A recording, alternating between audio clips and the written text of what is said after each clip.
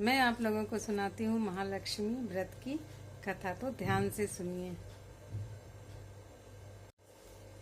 जय हो महालक्ष्मी की जय, लक्ष्मी माता की जय। तो अब मैं आप लोगों को सुना रही हूँ लक्ष्मी मैया की कहानी।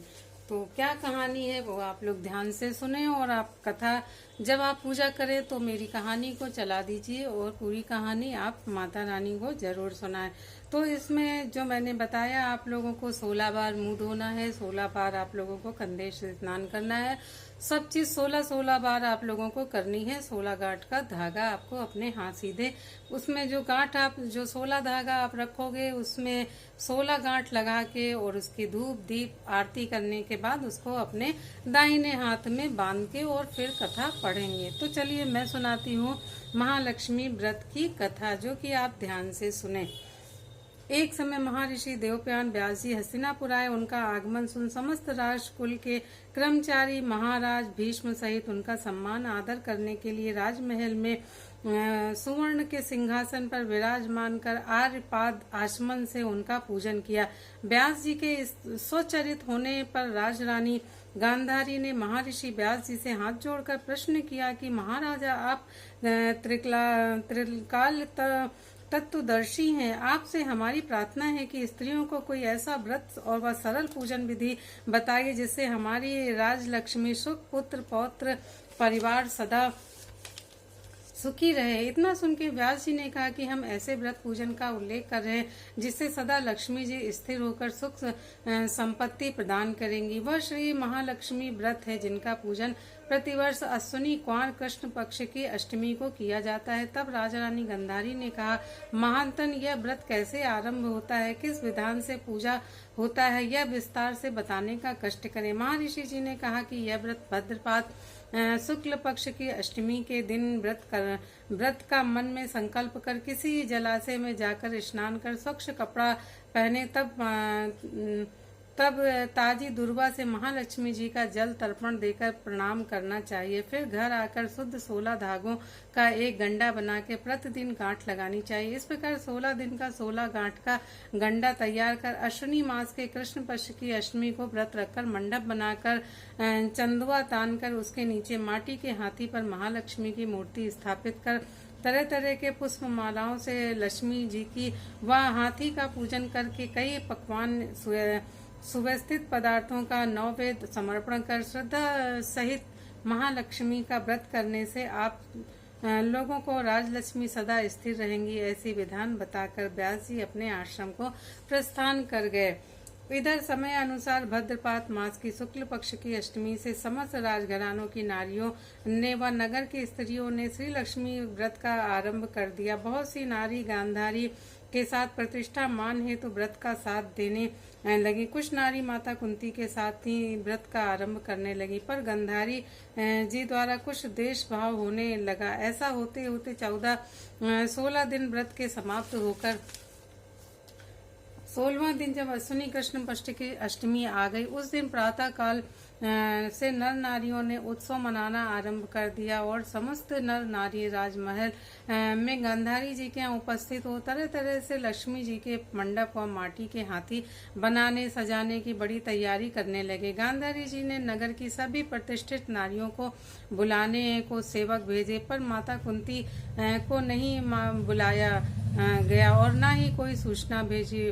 उत्सववाद्य की धुन गूंजने लगी जिससे सारे हस्तिनापुर में खुशी की लहर दौड़ गई। माता कुंती ने इसे अपना अपमान समझकर बड़ा रंज मनाया और व्रत की कोई तैयारी नहीं की। इतने में महाराजा युधिष्ठिर, अर्जुन, भीमसेन, नकुल, सहदेव सहित पांचों मंडप उपस्थित पांडव उपस्थित हो गए। तब अपनी माता को गंभीर देख अर्जुन ने प्रार्थना की, माता आप इतनी दुखी क्यों हो? क्या हम भी आपके दुख का कारण जान सकते हैं और दुख दूर करने में सहायक हो सकते हैं? आप बताइए। तब माता कुंती ने कहा कि बेटा, जाति अपमान से बढ़कर कोई दुख नहीं है। आज नगर में श्री महालक्ष्मी का व्रत उत्सव में रानी गांधारी ने सारे नगर की सारी नारियों को बुलाया, मगर मेरा मान देकर बुलाया, जिससे ईर्ष्यावश मेरा अपमान कर उत्सव में नहीं बुलाया। तो पार्थ में कहा, माता क्या यह पूजा का विधान सिर्फ दुर्योधन ही के महल में हो सकता है आप अपने घर पर नहीं कर सकती हैं। तब कुंती ने कहा कि बेटा कर सकती हूँ, पर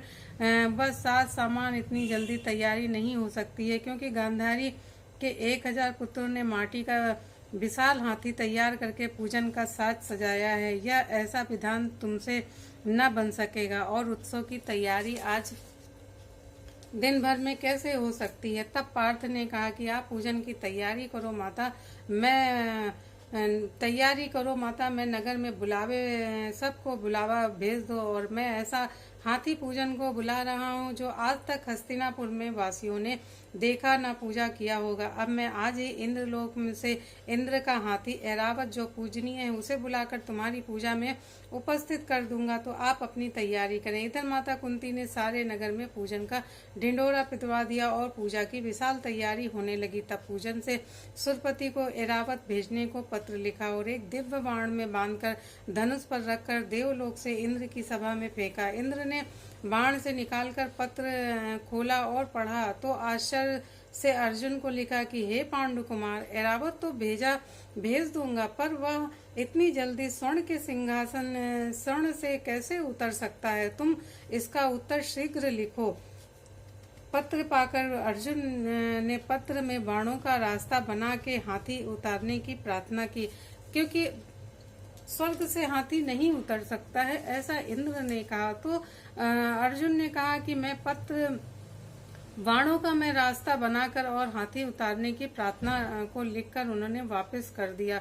पत्र को देखकर इंद्र ने मतली सारथी को आज्ञा दी कि हाथी को पूर्ण रूप से सजाकर हस्तिनापुर में उतारने का प्रबंध करो। महावत ने तरह तरह से साज सम्मान से ऐरावत को सजाया। देवलोक कोई अंबर झूल डाली, सुवर्ण की पालकी रत्न जड़ित कलशों से बांधी गई, माथे पर रत्न जड़ित जाली सजाई गई, पैरों में घुंघरू सुवर्ण मणियों से बांधी गई, जिनकी चकाचौंध पर मानव जात की आंखें नहीं ठहर सकती। इधर सारे नगर में धूम हुई कि कुंती माता के घर में सजीव इंद्र का ऐरावत बाणों के रास्ते पर स्वर्ण के सिंहासन से उतरकर पूजा जाएगा। सारे नगर में नर नारी बालक और वृद्ध की भीड़ ऐरावत को देखने एकत्र होने लगी। गांधारी ने राजमहल में भी इस बात की चर्चा चहल पहल मच गई। नगर की नारियां पूजन थाली को लेकर भागने लगीं और माता कुंती के महल में उपस्थित होने लगीं। देखते देखते सारा महल पूजा करने वाली नारियों से ठसाठस भर गया। सारे नगरवासी ऐरावत के दर्शन को